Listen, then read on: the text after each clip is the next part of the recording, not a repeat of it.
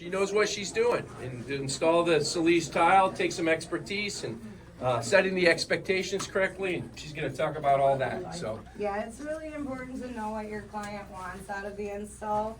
If they are not prepared for the chunky, rustic look, they're going to be really unhappy if that's the way it's installed. So it's really important to know that before you get going, because it's an acquired taste. Some people just think, oh, they're pretty, they're not completely flat. You know, they have some wave to them, but they don't realize that they're going to see that wave reflected in the grout lines. They don't realize that the thickness is different and that they're going to have pieces that are lippy. It is meant to be that way, but not everybody appreciates it that way. So a lot of times, the biggest problem is people not communicating well with their client as to what the client expects out of the install. And then too, your installer has to be on the same page. If your installer thinks that they're just coming in to set it and forget it, kind of like this install that I'm doing at the moment, then if your client is one that wants to hide the variations and hide the chunkiness, they're not going to be happy. This install takes a little bit more time over here because you actually have to sort through the tiles and find the ones that don't vary as much so that you can get closer to a flush install and a straight install. So Les, do you normally dry layout both options, or you just pull them from the box?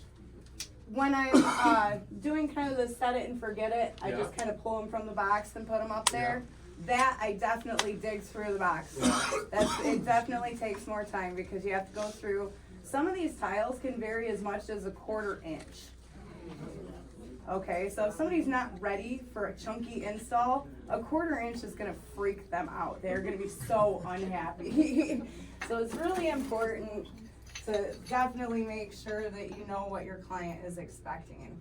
These are not your standard If tile. we know that our client wants more of a smoother install, is that something we should let our installer know up front because they're going to charge us more Absolutely. money? Yes, because it's gonna take them longer and there's a little more that they have to do. They have to manipulate it more. Like this set that I did over here, I actually mudded each tile individually. Because sometimes when you're trying to get that flusher look, you're gonna have to use different thicknesses of mud, even sometimes from one end of a tile to the other, especially with like the subway style. Right. So it definitely takes a lot more to do that, and it takes more time to do that. So yes, it is gonna cost more for that type of install because it takes more. Because it's all because of the everything is handmade. Yeah, So you're and not- there are some that are machine made out there, but that aren't quite the true Zellige, but they still have a lot of the same characteristics and a lot of the same complaints from customers. You know, and there's nothing worse than doing an install and being so excited about it and that they hate it. That is the worst. Like, you definitely want your customer to walk away being happy with their install, not freaking out because, oh my God, why is it chunky? You know? Are people using this on flooring then? I have not seen it used on floors. I would not recommend it on floors simply because of the way that the tile is. Like I said, it's got a lot of wave to it and there's different thicknesses and you're going to have lippage with this tile. It's really hard not to have any lippage, so you're gonna have people stubbing their toes if you do it on a floor. So like, even a shower floor, no. I Shower wouldn't wall, on a shower maybe? floor. Shower wall, absolutely. I've done quite a bit of the subway style on shower walls. Celeste, do you treat it? What do you do when you're installing on a shower wall? Just where you That's soak it based first, on the- or? Well, I always soak it first when it's this type of tile, just because I don't want it to take all of the wet out of the mud. But when I'm doing it in a shower, I don't really have to prep it any differently unless the spec sheet from the manufacturer says that it's not sealed or, you know, gives you specific instructions for wet use.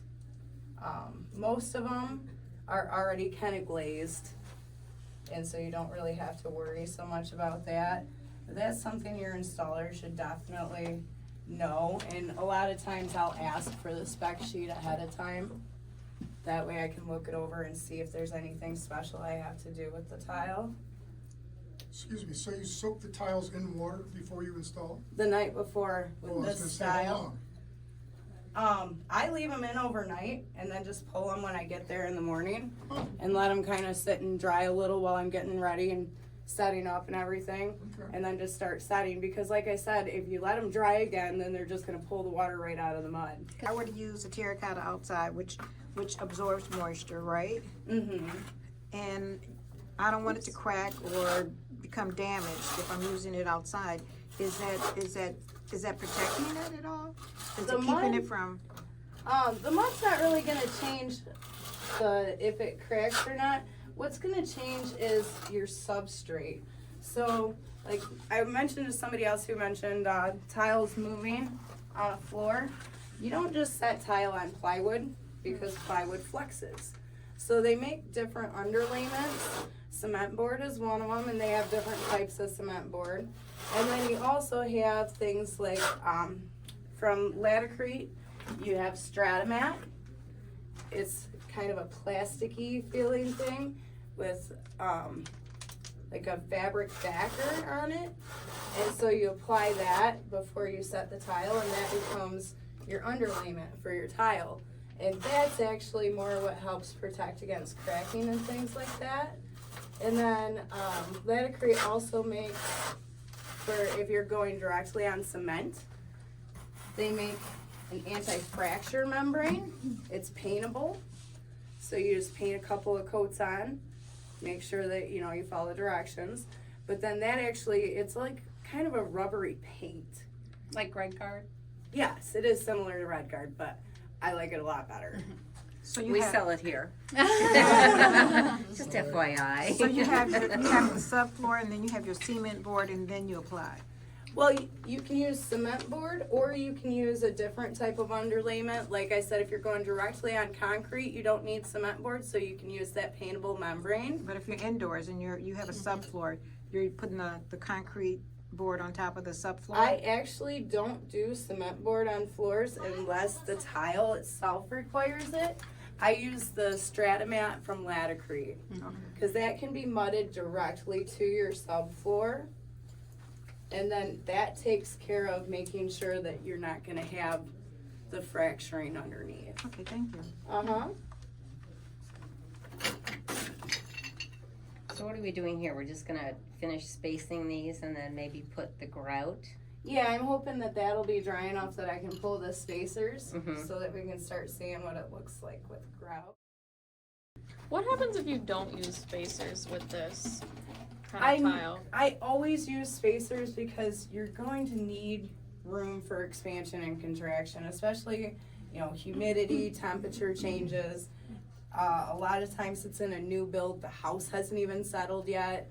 If you don't do a grout joint, then you risk when it starts to move a little bit, there's nowhere for it to move, really. There's nowhere for it to relieve any pressure. And so that's when you have them start breaking up underneath and having the problems with tiles popping. And So is that tiles like the cracking. minimum amount of space, that spacer you're using there? This is the smallest that I usually do, yes. And do you do an unsanded grout with that? I like the Laticrete grouts because they're fiber reinforced, so you don't have to worry about sand or no sand. And with the Laticrete grouts, they also have the built-in sealer, so you don't have to go back and seal it afterwards. Doesn't MyPay have the built-in sealer too? I think they do. I really like Laticrete products, so I generally Yeah. stick with them. And there have been times where, a builder already had the product, and so I've used other products. But if I have my choice, I'm using Laticrete every time. They warranty their products very strongly. And if you ever have a problem, you make a phone call, and I kid you not, the one time I did, the guy was there the very next morning on my job site, going over it with me, making sure everything was right. And if I would have had to pull anything out and redo it, they not only would have replaced the product, they would have paid me for my time. Wow. So if they warranty their products that hard, their products don't fail, guys. They just don't. Nobody is gonna make you that guarantee if they have a history of their products failing. And so to me, that just tells me they're the best. You know, nobody else is giving me that warranty. And, you know, they've just, So, do you know that we are the Laticrete people here? I didn't realize that. I didn't know that Kevin used to work for He did. Laticrete. I So. thought Kevin paid her to say all Yeah, I know. I'm like, well, I'm sitting here listening to this, going, "Did she talk to one of us?" I don't think she did. No, but we but I'm do telling sell you, all they're- Laticrete ends for the exact reasons that she was talking about, because it is a fabulous product. So we can get our grout here? All grout, all border, all anything you need for anything like that, guys. didn't We know have that. it here, and yeah, and if you have a big job and you need one of the guys to go out and be there on site for anything, for whatever, they do that. I mean, just think of us as like really easy to work with, both Laticrete and Realstone. Okay. And now that you have an installer telling you that's all she uses. I know, that's- is products, so they're fantastic. I've never had a problem where I actually had to redo anything. And like I said, the one time I had a concern, they were right there the very next morning. I mean, I probably made that phone call at 3:30 in the afternoon. Wow. 8 a.m. the next morning, they're on my job site. They're right there supporting their products and supporting me. So if you ask me, it's Laticrete all the way. You have one single tile that breaks, cracks, chips, or whatever. And you have, after it's all said and done, it's been there a year. And you need to go back because it's cracked and you don't like how it looks or whatever. I see that spacing is a little bit smaller than the tile to the right.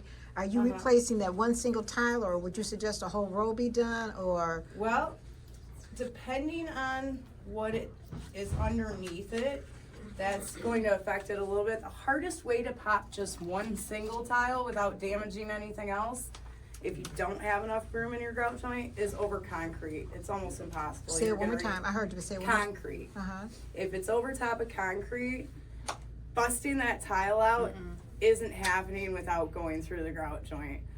Now, if it's on the strata mat over top of a regular subfloor, I can actually take the claw of a hammer and a chisel, if I need to, and crack that tile. It takes a minute, but you can ding it until you get Are you using a hole rubber in it. hammer? You using a rubber hammer? No, you'd want a real hammer with like claw hooks on it. Oh, okay. And you can smack it in one spot until you create a hole.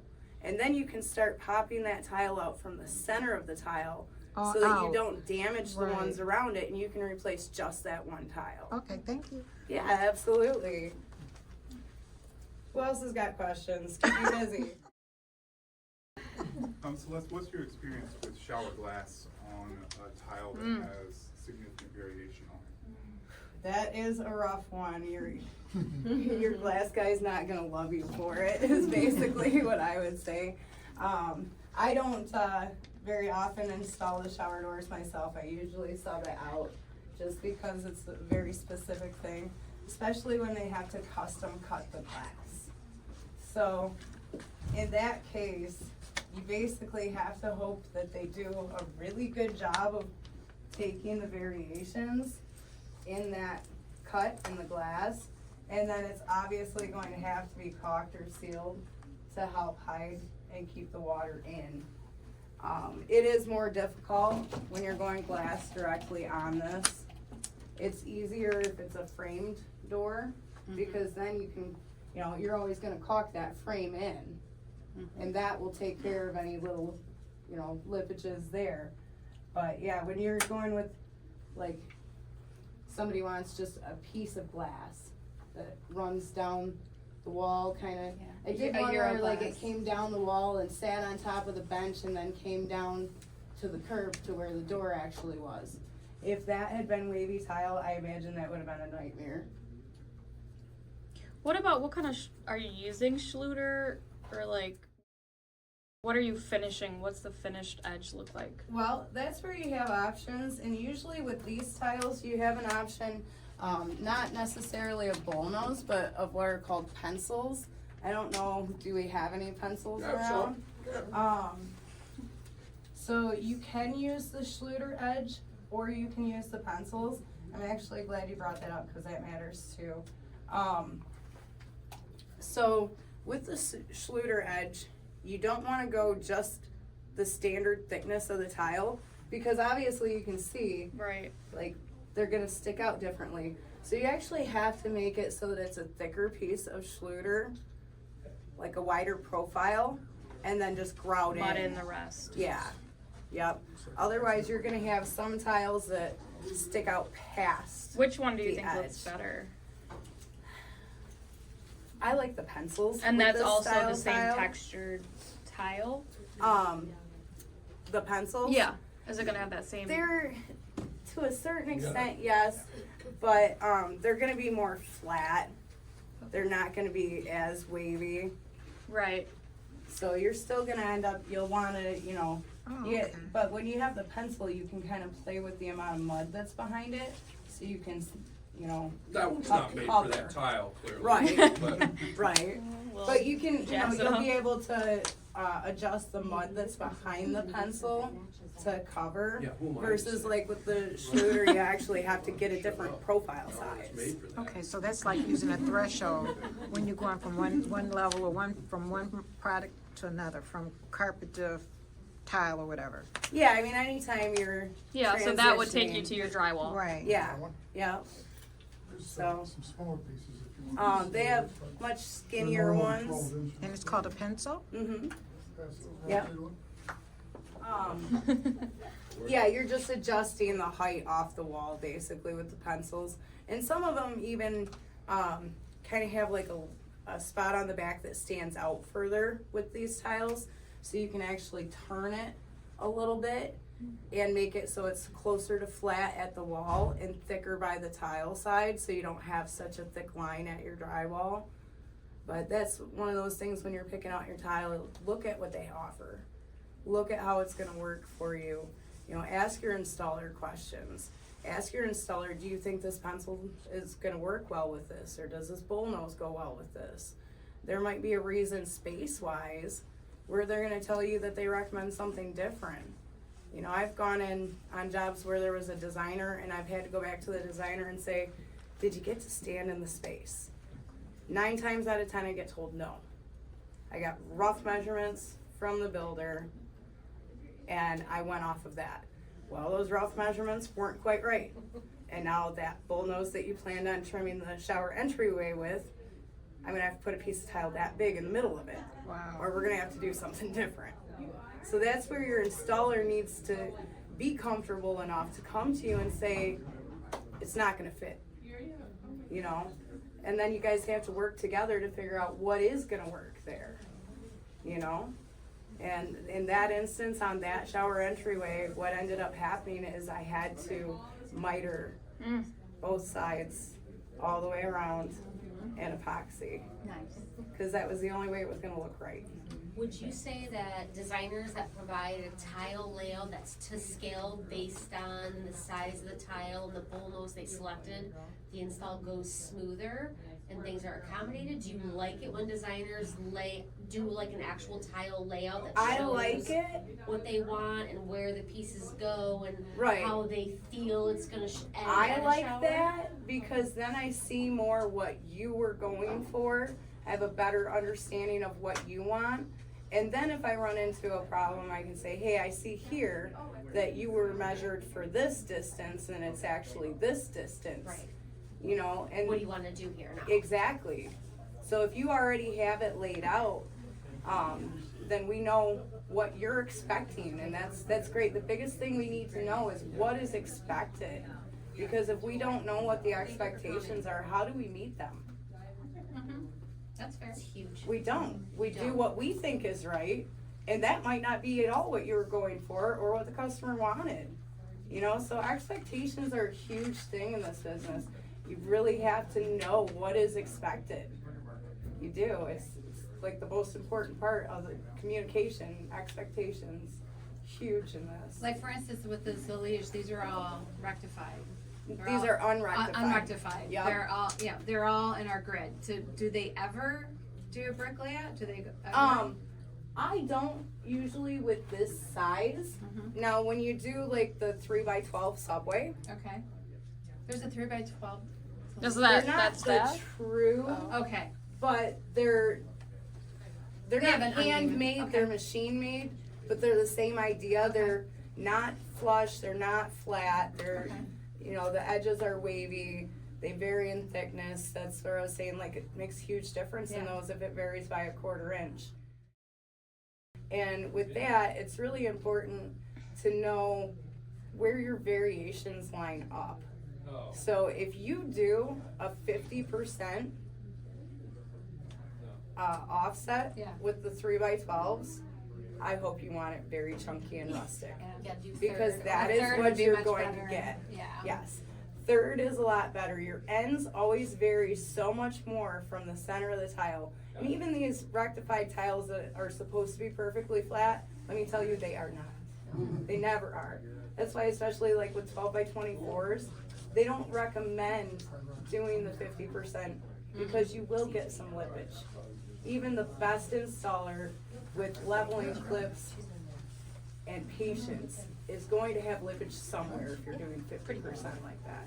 So, And when it comes to how they manufacture the tile, when they, even if it's rectified or whatever, when they fire that tile that's that big and they put it in the big kilns and dry that clay out, that's why you always have a works. hump in the middle of the big tile, which is why she's saying they don't recommend the 50%. You always want to do third or brick, because even if it's man-made or manufactured made, There's you can't still not. control how that clay dries in the kiln. And when you get that hump and you ask your tiler to do 50% or brick on a big tile, you're setting them up for failure because there's no way for them to not have lippage. So understand what the limitations are of the material that you're specifying, right? yeah, So and that's where those spec sheets come in so handy because if you look at them, they actually will tell you what is recommended for offsets, Yeah. what's recommended for grout joint sizes even.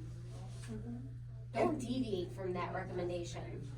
You're setting yourself up and your tile installer for failure. And there can be some wiggle room, but if you're going to want to wiggle, talk about it with your installer.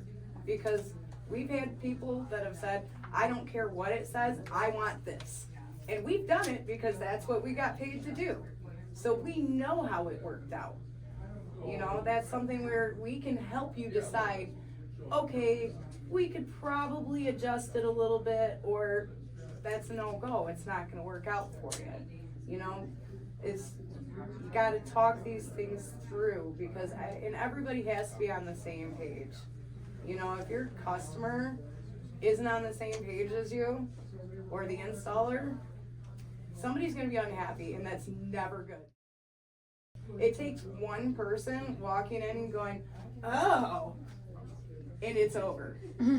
I've had it happen, and like especially with this style tile, I always run up about 5 rows. I find the focal point, center it, start. I go up about 5 rows for a small distance, and I bring everybody back, and I show them, okay, here's how chunky it is. Run your hand across it, feel it, look at it. Are you okay with this? Is this what you were looking for? Because this tile dries so fast, there is no let me pop that 2 hours later. It's not gonna come off nice. You know, it's just gonna be difficult. So I actually went through it with the customer, with the guy that subbed me, and the customer's husband. She loved it, everybody's happy. I go ahead, I run the entire backsplash, grout it. I'm driving home. I get a phone call from the guy who subbed me. The builder walked in, said, that's a full demo. That looks horrible. And guess what? All of a sudden, everybody hates me. Okay? Now, what happened there is the builder wasn't there. The builder wasn't on the same page as everyone else. But as soon as that builder was unhappy, the guy that subbed me is like, oh yeah, it's terrible, it's terrible. So then that customer is like crying because I just ruined her kitchen. And really, that's not what happened at all. She was happy. Yeah. The gentleman that subbed me was happy. But because there was one person who should have been there to be on the same page with everybody else that wasn't, he went through an entire case of tile to find 4 pieces that didn't vary enough to fill in the 4 that she decided she couldn't live with. Now, we went from this as a full demo, full tear out, to there were 4 pieces of tile that she didn't like. That's just a. Because she calmed down after the builder wasn't there screaming about how much he hated it. You know, it was what she wanted. So it's everybody involved has to be on the same page. Oh, you know what else is crazy important with this, especially when you're doing like a kitchen backsplash? If you are having under cabinet lighting put it in before the install, guys. Because when the light changes over this, like just shadowing it, Yeah, look at that. changes it. Okay, so if it's not set in the light that it's gonna be viewed in, it's not gonna look the way that it's intended to. Because this looks gorgeous with the light on it. Yeah, and you might, if it was done in a real dim light and they couldn't really see the variations, then when you put your under cabinet lighting in, they start seeing shadows from it hanging over where there's slippage, you know, from the variations, and now they're upset because they don't like it. They didn't think it was gonna look like that, all because the lighting wasn't there when it was installed. So that's really important too, is to make sure that your lighting is accurate